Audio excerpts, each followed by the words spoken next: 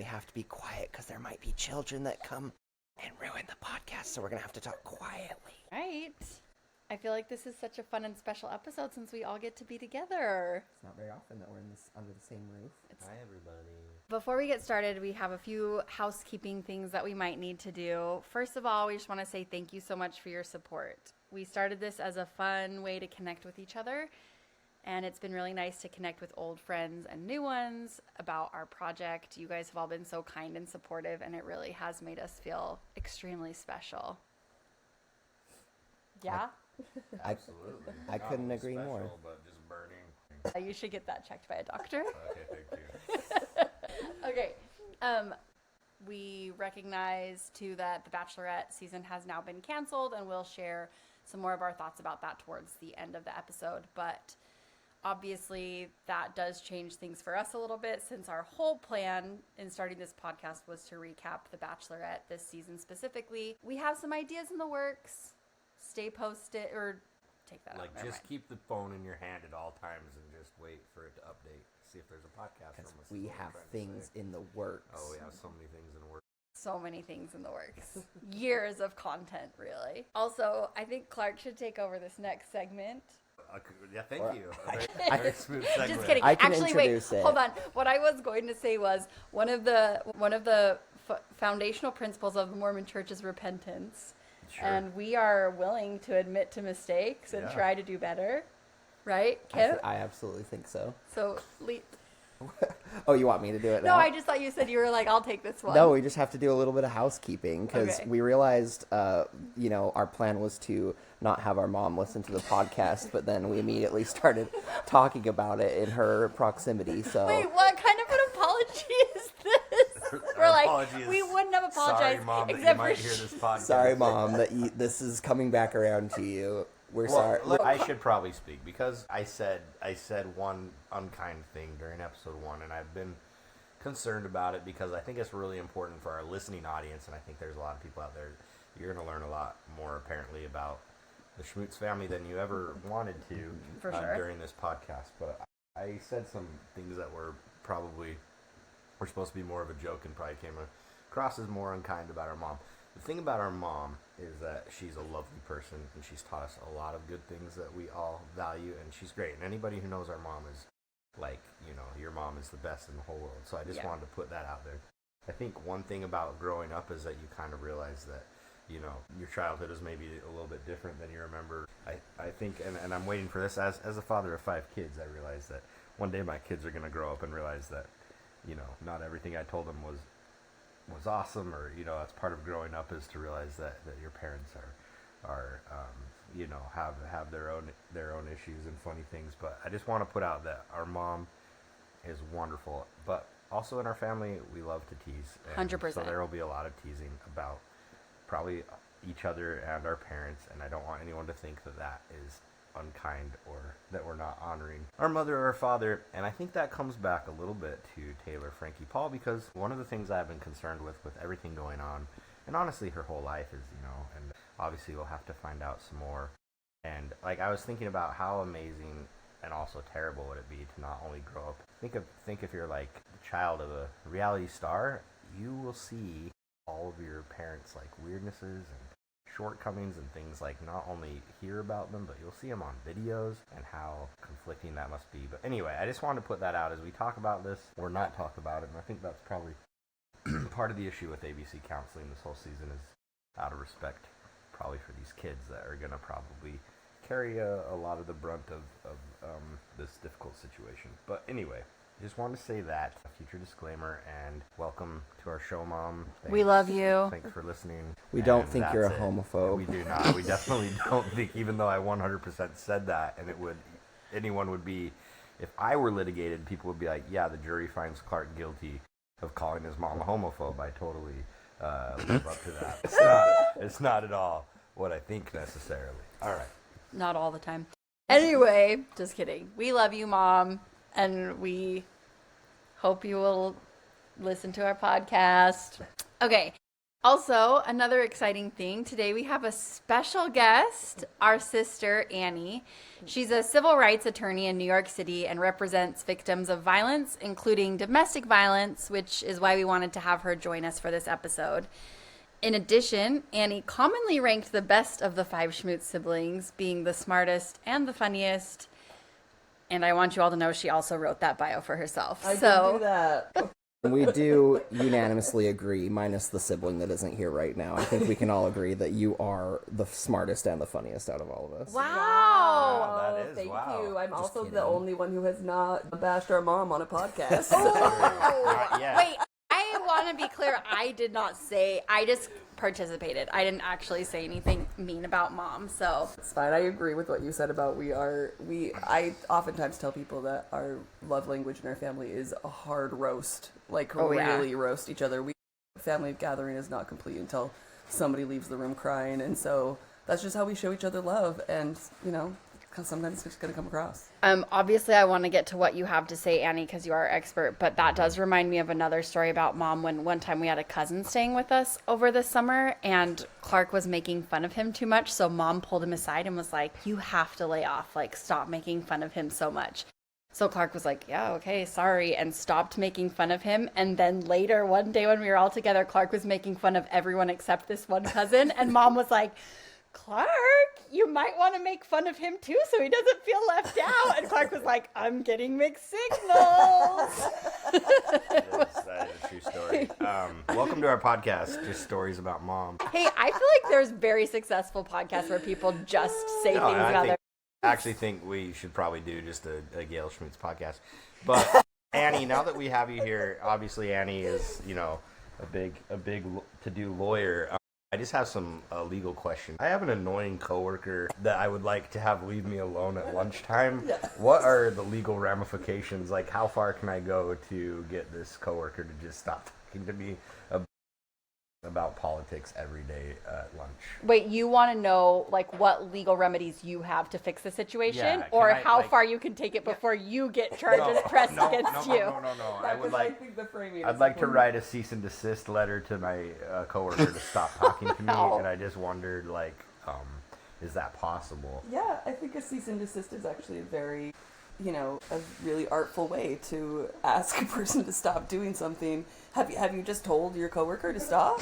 Well, You actually just No. been like, hey, I don't want to talk about this anymore. Could you just stop? mostly I just passively aggressively talk about the Hatch Act in front of him, and that has not worked so far. So maybe I should just ask. Wait, him to Wait, please the stop. Hatch Act being the one where the law that says that, like, public officials can't, like, privately promote commercial products? Yeah, he works at the VA. I'm a That's federal right. worker. Great, now cat's out of the Oh, bag. my bad. Cut that part out.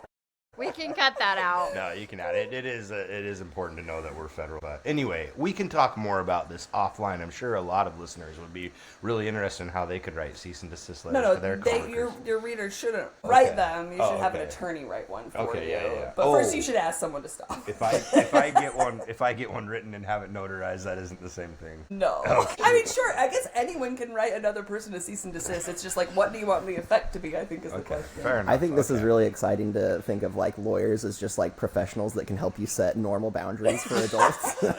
You would be surprised how many intakes I get for people who really just need my help having a difficult conversation they should be having on their Oh own. man. Or can you help me write a cease and desist letter to my coworker to stop talking to me at lunchtime? This is a first. Yeah, I like no, that one. I've been thinking about it for a couple of years. Years. This one's been brewing. You know, I was just like, when's the right time I could ask my sister for her legal advice, and this seemed like the best time. You can ask me anytime. Okay, fair enough. All right. Thank you, Clark, for kicking us off You're with welcome. that, because obviously what we're going to talk about is actually kind of heavy and isn't really fun because, as we all know, Taylor Frankie Paul's season of The Bachelorette was canceled because of a video that surfaced that was part of the evidence that got her, you know, where she pled guilty for her domestic violence charges in 2023. This video has existed since 2023. People knew about it, and it is a little bit odd that it has, I will say, that it has come out right now at this time. And to me, it has felt a little bit coercive on the part of you know, a lot of people are speculating that it was Dakota who would have given that video to someone to turn into TMZ. And I think it's really important. Annie has some really good insights on domestic violence relationships and kind of what we're seeing or what we could be seeing. And so we wanted to have her here to talk to us about it. Like I said, this is serious and it can be uncomfortable. So if this is something that is uncomfortable for you, or if you don't want to listen, we totally understand and think that everyone should protect their own mental health. So, Annie, when we're talking about this case in particular, what are some things that stand out to you, and what do you think it's important for the general public to understand about this situation? Well, that's a good way to start, by just saying that, like, I think the most important thing when talking about intimate partner violence is sort of an updated term from domestic violence, because I think that's even applies here, because the two people who are involved, Taylor and Dakota, actually don't live together, right? So Right. they don't live in the same house, but it's an intimate partner sort of violence, or they share children in common. Right. And clearly have been intimate recently, right? Yeah. Or we're doing spoilers for the most recent season of Secret Lives. Spoiler warning. sorry. Yeah, no, They listen. have a lot of sex in season 4. We're all disappointed. The most important thing is to just remember that it's complicated, and it's very rare that, you know, the relationships where there's intimate partner violence, it's very rare that it's just totally one-sided. It can be, you know, it can be reciprocated in lots of ways. But most importantly, and really, really importantly in this situation, you're getting a glimpse, you're getting a moment into a years-long relationship in which it's really, really hard, and I would say impossible, and I really ask people to withhold judgment on just, you know, trying to figure out too much what's going on with only these, like, fractions of information. The video that went sort of viral recently is hard to watch. You know, it is really hard to watch, especially being, I think I'm a pretty big Taylor fan. And also, I have a lot of compassion for her in this moment. This is an old video that just resurfaced, and I could talk more about that, about sort of like what the timing means, and how these kind of situations, you know, like what sort of patterns emerge. Yeah, actually, that would be really interesting for you to talk about, because I think people are jumping really quickly to say she's violent, she's unstable, clearly she's not well, she is clearly not well in this video. It's easy to see, but she has also admitted to that, right? She's admitted that at that time of her life was the lowest point of her life. I think at that point she had substance abuse, addiction, and problems. I think she was, you know, having a lot of mental health issues. But I would like to talk to you, obviously physical violence, when you see it or when you hear about it, that really affects us. It makes us feel really worried. You know, we heard her children were there, but there are other types of abuse that could be involved in this situation. And, you know, like you mentioned, we could talk a little bit more about that video and the timing of the release. Like, what does that say to you? Well, one of the things that I happen to be, like, sort of a specific expert on is what's called technology facilitated abuse, which is, you know, very similar to what's happening now. It's like the use of technology platforms or social media to amplify abuse. And a really common pattern, so there's, like, the thing about, like, these abusive relationships is that these are sort of habits that have been around forever, you know, like the harassment and the stalking and the coercive control. Like, these are all sort of types of abuse that people have seen for a long time, but then you add this element of sort of publicity and technology in a video going viral, and it turns what is usually sort of like a private moment into a public shaming event. And that dynamic actually is in itself a form of abuse. Sometimes it comes in and it's very, very common type of emotional abuse, or what's called coercive control, when a person is, usually when one partner is using information or other types of, like, manipulation, like oftentimes it's leveraging children in custody. Sometimes it's financial abuse, threatening to take away financial security. And a really common way that's done is through, it's essentially blackmail. It's a type of blackmail, but it's called but it's coercion. And it's the threatening to release intimate information or images if a person doesn't XYZ or does XYZ. So if you ever leave me, this is the common pattern that I often see in my cases, where one partner is saying, if you ever leave me, I will let the world know you are XYZ. If you ever leave me, I will show the courts what a slut you are. This is a common one I hear. And so the reason why I mention that in the context of this video being released is that this is not new material. This material has been around for a couple years. Taylor has spoken actually very openly about it. She pled guilty. She did probation. And so the fact that it's coming out now while she's about to have a big moment, while she's about to have a comeback and have an opportunity to do something to build her own life back up and to get her voice back, the fact that this video came out at this time is really very, very much in line with that kind of threat, with someone following through on that. Well, just specifically Dakota. I mean, I don't know what happened here, but right. It is something that I've seen more times than I can even count. And that's what it brought to mind when I saw the video. And again, I don't know what happened, but I would think thinking about the timing of it is pretty important. I agree with you. And it's the timing is interesting because she has come out and made some statements where she talks about wanting to be able to share her own story or being under this abusive and volatile kind of control for a long time. And she even does say that, makes mention of being worried about things coming out. But now that they are coming out, I will be curious to hear what she has to say once she's willing to tell her story. And, I do think, like you said, in these abusive, a lot of times abuse does go both ways. But that doesn't mean that,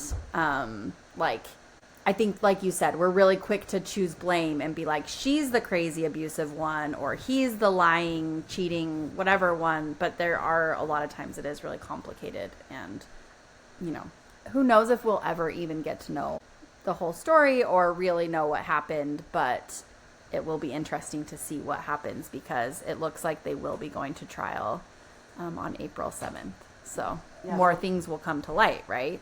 Yeah, they'll probably start. I mean, I have to say, ethically, I'm not a Utah attorney. I'm a New York attorney, but in most states, they have similar processes for getting an order of protection against someone in a domestic situation. And so right now, it seems though Dakota has a temporary order of protection, meaning he just filed an application for one.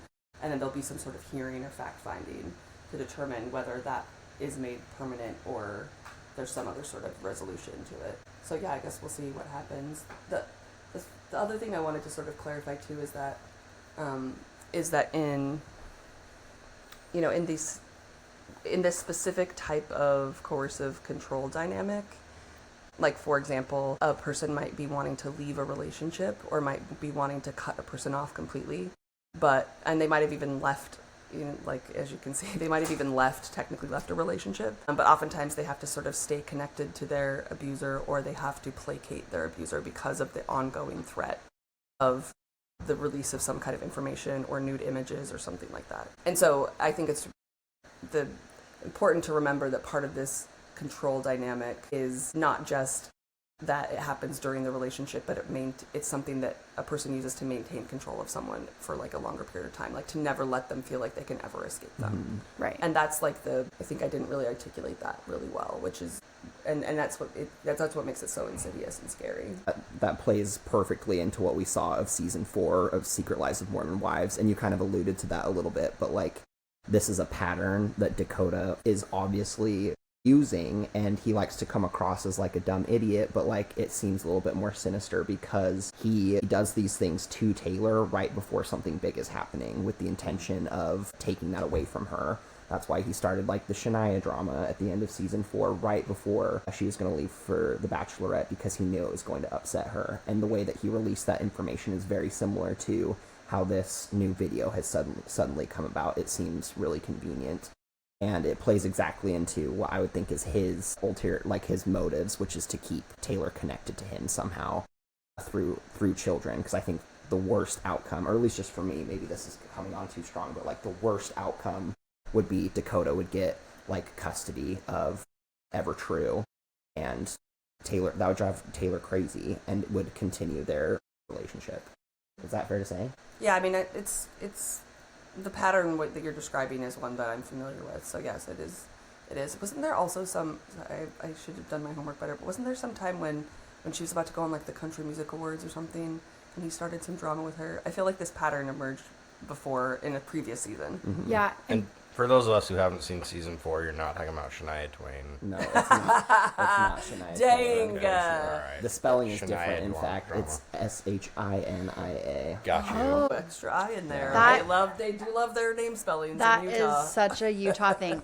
Well, also, I was gonna say she actually has said in a quote that was released recently that she's never been able to enjoy a premiere. She's never been able to enjoy a lot of the big things that happen in her life, specifically because of these types of events that kind of upstage her or mess with. He messes with her. What do you think is the legal benefit of ABC canceling this season as of right now? Because I would say season 1 of Secret Lives of Mormon Women kind of took this, I think actually the same story, and used it as part of It was like episode 1. Yeah, It's right off the bat. episode 1 right off the bat for their show. But now it doesn't seem like really any new information is out. But what is the legal benefit for ABC? Why do you think if you just put on like your lawyer hat and you're representing ABC, because they say, I know they put out a statement that it's for like the health of the kids or whatever, but let's be honest, like it's probably some kind of thing to do with money or a reason that they don't see. But I just wonder what you think about ABC's decision to just say never mind on the season. Yeah, it's funny because I don't think it's a legal decision at all. Well, I mean, I've actually reviewed some of the contracts for some of these folks who are on these shows. Like, I've had people approach me to say, like, look at this, I'm about to go on a reality show, we look at these contracts. And they have no legal obligation to protect anyone on their shows whatsoever. You sign away all of your rights. I don't believe ABC. Yeah, and so while they may be, I think it's probably far more, I mean, I'm probably like a little tiny bit cynical, but I think your observation is exactly correct. In fact, when I heard about the video surfacing, I was like, this isn't new information. Everybody who's been watching the show from the beginning has known this video existed, and I think Taylor was actually pretty brutally honest about some of the things that happened and what she pled guilty about. And so I really doubt that they feel, I think it's probably more like PR, and they want to get a little bit more control of the narrative because it all happened really quickly, and that they want to capitalize on it. That's my best guess, is that they're going to do some work on juicing the counter narrative in support of Taylor, and then they're going to probably release the season of The Bachelorette after a cooling off period, because I really doubt they would have an entire season like this in the can and not release it. And also by then I think it'll be like there'll be more anticipation, there'll be more curiosity, there will have been more like media around it, and probably more haters too. There'll be people who are there's just going to be like more energy around it. So that's my best guess. I can't think of a reason legally why they wouldn't have done it. I had that thought too. I mean, there's just probably so much content, and it makes no sense to just like never publish it. I would imagine that at some point we'll see that season. But anyway, can we think of a time ever when an entire season of a reality show has been filmed and then they completely canceled it because somebody on it? Like, I don't know. Yeah. Actually, this has happened in Bachelor Paradise history. There was an issue with intoxication, and something happened in a hot tub, and allegations and accusations were made, and they completely scrapped the whole season. And they never published the season. The difference, however, is that is a low budget show. Yeah. It's like it's the like a personalities spin-off. that go Yeah. onto a beach, drink alcohol, and like hook up. Like this season of The Bachelorette, all the criticisms that a lot of people have as far as like ABC not shelling out money for The Bachelorette compared to The Bachelor.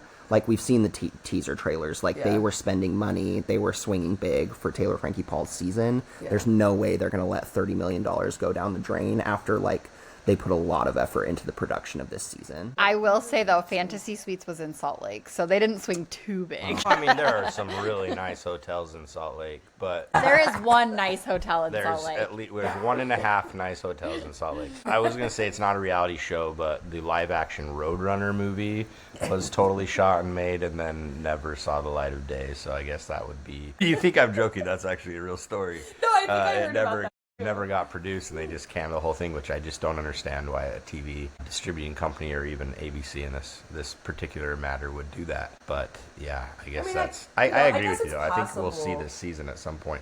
In the meantime, we'll do like a legal episode. I'm going to talk about the anesthetic implications of this canceling this season next week. And we're going to and our brother's a sociologist. He's going to talk about popular European pop music, and then we'll have kind of those professional takes, and then the season will actually come out when they figure stuff out, and then we'll continue our podcast where we're meant to go. Yeah, I have other expertise as well. It's not coming to mind right at this moment. I'm really good at astrology. There you go. I can talk about this from an astrological standpoint. Yeah, I'm really good at limericks. If you gave me some time, I could write some really good limericks. Oh, dang. We already have a limerick guy, but we'll keep you in mind. Sorry, Liam. Liam, he always gets me every time.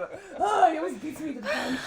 But yeah, I mean, obviously, we thank you so much, Annie. Is there anything else that you feel like you want to say before you send me on my way? Yeah, wow, before we put you in your canoe and push you out to sea. Wow, I'm having a Nordic funeral. Like out of Green Gables. See, okay, yeah, more like that. Cool. No, I mean, I think obviously, I think it's pretty obvious. We have a pretty strong point of view. All of us want to be really supportive and protective of Taylor. I think it's mostly important for people to just remember we don't really know. Totally. But I think we don't really know, and also we did. We also, this isn't new material, and so just to, I think I'm really interested to see how it all plays out, and I hope that for the sake of her kids that it resolves sooner than later. Yeah, definitely. And, that was one thing that I was thinking about was I was kind of trying to check my biases. This is nepotism completely, but I am Annie's paralegal. And this is, so I do a lot of this work with her, and I've seen a lot of these same domestic or intimate partner abusive relationships play out as well. And one of the things that I've always noticed within these partnerships is if you're really talking to these people, you notice who's lying and who's not, who can stay consistent and whose story keeps changing. And that is one thing I kept trying to check my bias and think, okay, am I just doing this because I really like Taylor Frankie Paul and I don't like Dakota, right? Am I just having this biased reaction? But as I look back on the footage and all the things we've gotten, she's very honest, almost to a fault, almost to a point where you're like, you don't have to say all of this, right? But she's very honest. And the things she says end up checking out and being, when she confronts someone on the show and says to them, the one that comes to mind is when she confronted Miranda about the swinging scandal, and Miranda's like, but it wasn't like that. And Taylor's like, wasn't it? And then she started saying all the things that they did, and Miranda's just kind of yeah, okay. Because she's honest. Yeah. She feels honest, at least on the show. But on the show also, and this could be the edit, but we've also seen Dakota get caught in many a lie. And so it's hard to want to believe someone who you consistently see being dishonest. But, yes, like Annie said, any of the things that we're saying about it is, speculation. We don't know. And it will be interesting to see how it plays out. And we do hope the best for everybody involved. But I think, spoiler, I think we can probably anticipate this season coming to the light of day and eventually getting to see that incredible fantasy suite stay at the Marriott in Salt Lake City that they definitely picked out. You don't even think they went to the Little America and let them eat at the buffet? I mean, that's pretty expensive. I went there one time. It seems like it might be out of budget, but also just to stay away from the NBA players, they probably just either the Marriott or the budget Courtyard that does have a really good Belgian waffle in the morning. So that would be another thing to consider. Do you think they had to keep her away from the NBA players because she would have left with one of them? No. I just think, she's an NBA player now, having played in the celebrity game. We talked about this last time. She needed to be sequestered from her peers. That's what they do. Kind of what I meant. In the NBA is they have to sequester them from each other. Well, yeah, if they're dating someone secretly, yeah, for sure. Oh, yeah, true. Yeah. What are you guys? So we're recording this on a Saturday night. Tomorrow would have been the premiere of the season that we obviously know is. I mean, ABC can say canceled. We're calling it postponed for later. We're just gonna keep crossing our fingers and hope that that's true. But what are you guys planning doing tomorrow night in place of what you would have been doing, which is watching the premiere? That's my question that I wanted to spring on you spontaneously. These guys don't know that I was going to ask that. A little trick up my sleeve. And let's start with Kent. Well, I was hoping that we could maybe just play it out in our minds what we imagine is going to happen. Because I've got nothing else going on. Let's be totally honest. I'm devastated that this isn't coming out. What else am I supposed to do on a Sunday night? So a little bachelorette workshop. Yeah, just so throw some ideas out on the I wall. mean, I might I might draw some diagrams, get the dolls out. Let's figure out play by play who's going home. Are you going to use Barbies, or what kind of dolls are we talking here? I would rather not say, but Whoa! but I think it's worth. The devil we is should in the also details. we should address the fact. Yeah, my 24 Labubu's, but That's amazing. Please film that. yeah, no, but. The truth is, I don't know what I'm doing, other than I would love to piece together who I would anticipate was going home night one, because I think a lot of us have seen spoilers as far as, like, who made it to hometowns, who made it to fantasy suites, and who made it to the finale. That is kind of a bummer, but also it leaves a lot of questions for night one, so I'd like to, if we ever see this, I'd like to predict who it would have been that goes home night one. But what about you? I don't know. I'm actually really bummed because I have very few hobbies, and one of them is The Bachelor and Bachelorette, and we haven't had a season for a while. So this was really exciting for me.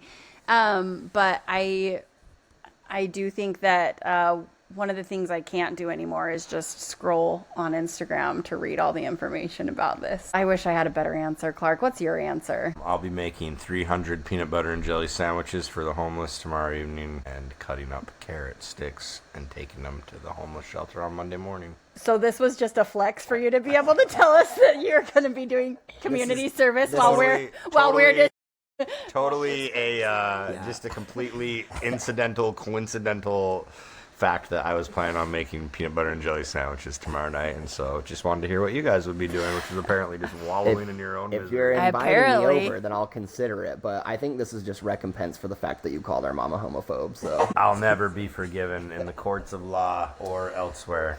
in the courts of siblings. So just remember that while you're making your PB&Js for the unhoused. But I like kind of what Kent was saying. I think that we can definitely some episodes in the future about what we maybe thought would have happened. Maybe a melodrama? Yeah, we definitely are kicking around some ideas. So leave us some ideas in the comments if there's anything you want us to talk about. I mean, we're pretty free now. If you just wanted to hear about, like, what it's like to go to Rock Canyon Elementary in the 90s, or if you wanted to hear about, like, what it's like to have your mom push you to be a Sterling Scholar for your entire life, or if you want to hear what it's like to be not the favorite child of the 5 children and have to live with that reality. I mean, there's a lot of things we could discuss.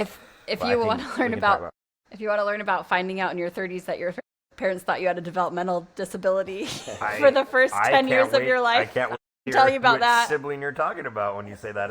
I have 4 options that I'm thinking about that could be. So yeah, I mean, we do have some ideas. We're having a good time doing this podcast, so we hope people are enjoying it too, and we'll probably continue chatting about some things in the future. Yeah.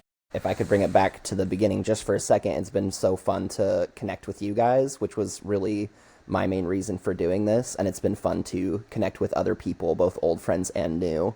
And so I would love to continue regardless of what we're talking about, even though our Bachelorette plans have been temporarily dashed. Hopefully, let's just fingers crossed. My goal for this podcast is just that, like, one famous person listens to it one time. So. Well, I'll just send it to my friend. Shoot, I can't even pretend to have any friends. I thought you couldn't remember their name, and I was like, friend. I'm going to post it to Rudy Gobert's Facebook page. He'll be pretty into it. Oh. I also just want to point out that in the episode 1, something else I said is that, like, I didn't plan on anyone from the local church congregation hearing about this podcast. I just want to make sure that I have nothing to hide. I'm not trying to hide anything. It just was really my plan, but Kent immediately posted it to several friends in that congregation. So I guess, and just in full disclosure, I'm an active member of the church and I'm actually a bishop of a local ward. So I just want everyone to know that, like, I would never say anything that would I don't even know what I'm trying to say, but the point of the matter is that, hey, ward members, it's so good to see you. And then in our next episode, for our housekeeping and repentance, you're going to have to say sorry to them for something that you said. 100%, yeah. Listen, I have things to be sorry for already, so we'll just take turns. This is the thing about our family that I love so much, is that we we allow each other to make mistakes, and we are allowed to come back from those mistakes. And Annie says so. Wow! Ouch! 3 of us are able to come back from our mistakes. 2 of us have to live with them forever. The girls. It's the girls. I wasn't going to say that, but it is the girls.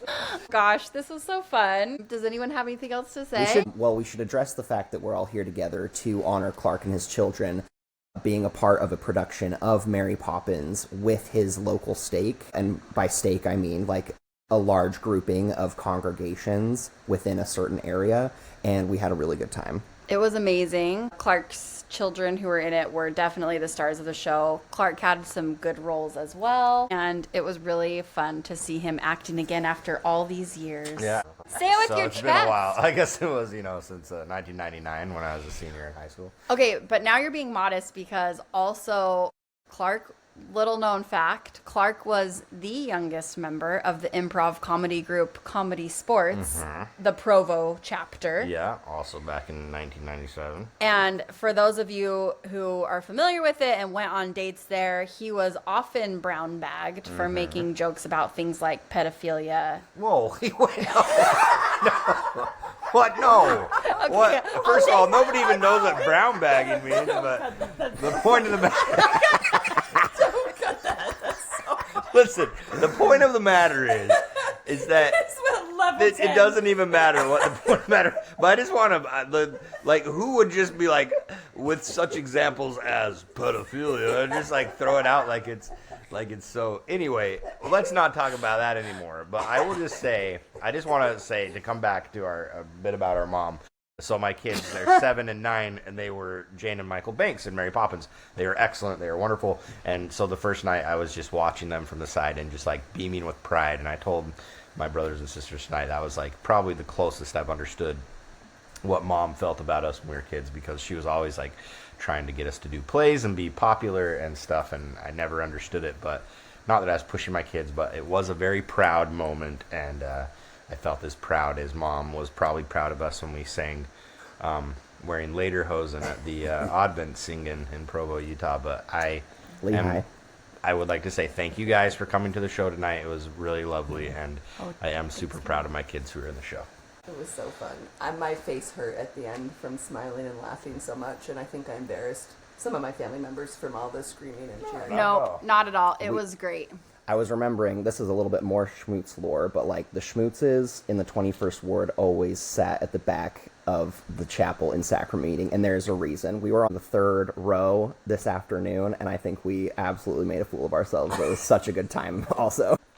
We were laughing and cheering the loudest. Yeah. We are irreverent, if not anything. So yeah, we had to sit in the back because we would often laugh at things that were happening in church. Wait, did you guys ever get, and our mom thought it was funny, but our dad did not. Did you guys ever get the knuckle knock on your head from dad when you were being loud in church? I didn't. That's crazy.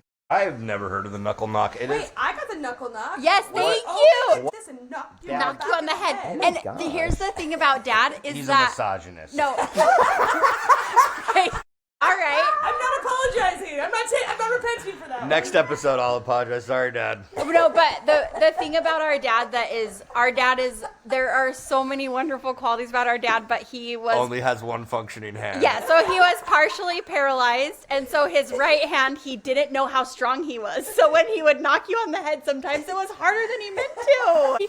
Trying to be quiet in church, and you'd be like snickering about something that was said, and you'd get a knuckle knock to the back of the head, and then be like trying not to cry. So we are going to trademark that. The knuckle knock. Knuckle knock Spencer to the Schmutz head. Knuckle knock. Knuckle knock. Brown gosh. bagged. We got a few thumbs. I think Other ones. at least we could have like, oh, welcome to Buc-ee's. Like, get your knuckle knocks before you leave. Like some kind of treat at the local Buc-ee's. I've definitely like got beaver nuggets and knuckle knocks. Yeah. And moose humps. Brown bag. Look, I'm just brown bag. just Now you know free. why he was brown bag. Wait. Buc-ee's if you want to sponsor. Brought Shouts to to you Buc-ee's. by Buc-ee's Knuckle Knuckle Knocks. Knock. The best in the South. Also, I should say, I just want to clarify, the reason I said pedophilia is because I can remember one time you got brown bagged, which means you got in trouble at Comedy Sports, so they'd put a brown bag over your head because you said something inappropriate because they tried to keep it family friendly. I just remember one time you guys were playing that Jeopardy game that was like, things that a teacher shouldn't say was the category. It was like things a teacher should never say. And you stepped forward and you were like, Sally, you got very pretty over the summer. And they brown bagged you. That's why I said pedophilia. Okay? Oh, my word. I don't. But thank you for defense. clarifying that no one was like, what's this kid's problem? No, it was actually genuinely funny. And I was like, I did not think you should be brown bagged, but Oh, thank you. it was a tough crowd.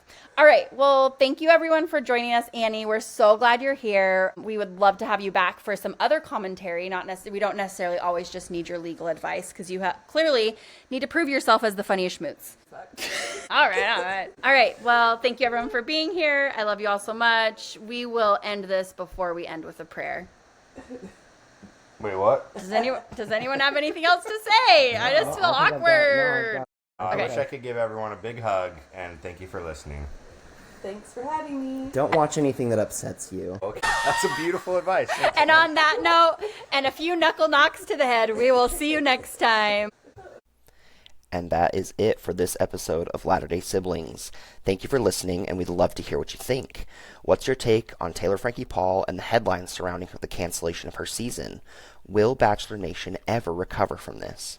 If nothing else, maybe just keep telling us how great we are. Please like, subscribe, and share if you feel so inclined. If there's one thing the Schmutz siblings have in common, it's that we thrive off of external validation. We'll see you next time.